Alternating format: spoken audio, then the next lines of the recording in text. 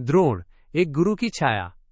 नमस्कार दोस्तों, आज हम एक ऐसे महान शिक्षक की कहानी सुनेंगे जिनके नाम से महाभारत की गाथा में एक अलग ही रोशनी झलकती है, जिनके बिना अर्जुन की तीरंदाजी अधूरी और एकलव्य की लगन बेनाम होती।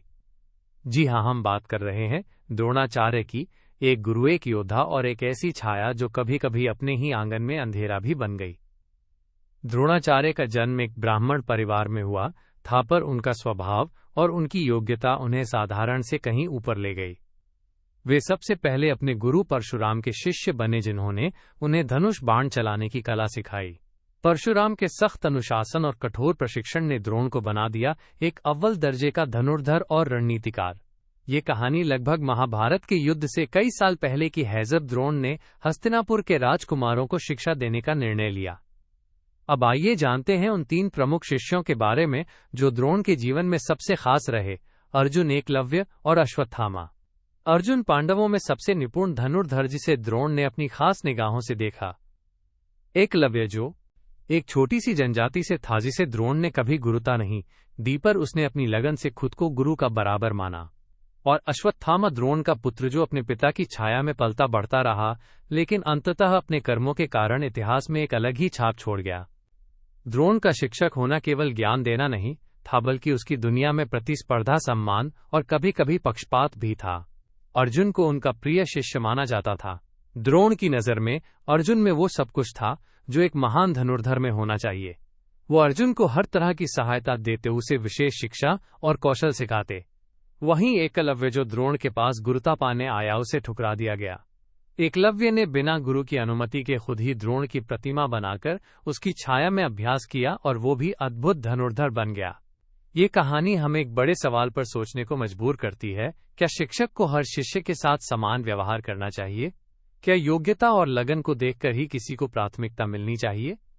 द्रोण की दुनिया में ये सवाल हमेशा बना रहा।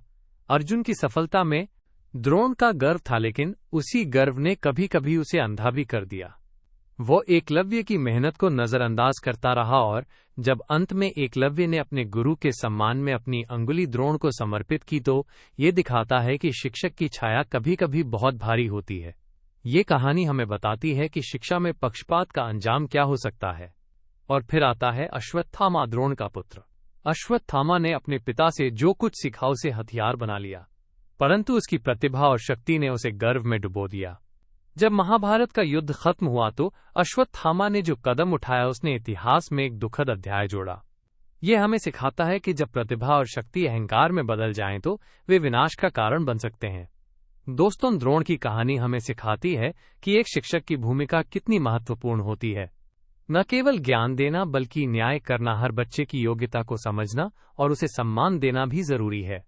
और एक विद्यार्थी के लिए भी ये जरूरी है कि वो अपने गुरु का सम्मान करे, लेकिन खुद की मेहनत और लगन से आगे बढ़े।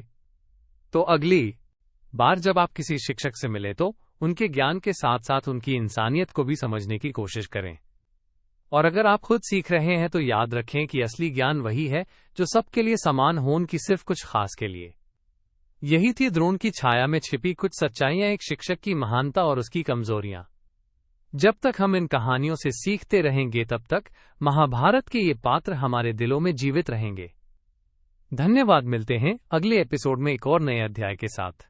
तब तक के लिए खुश रहें, सीखते रहें। नमस्कार।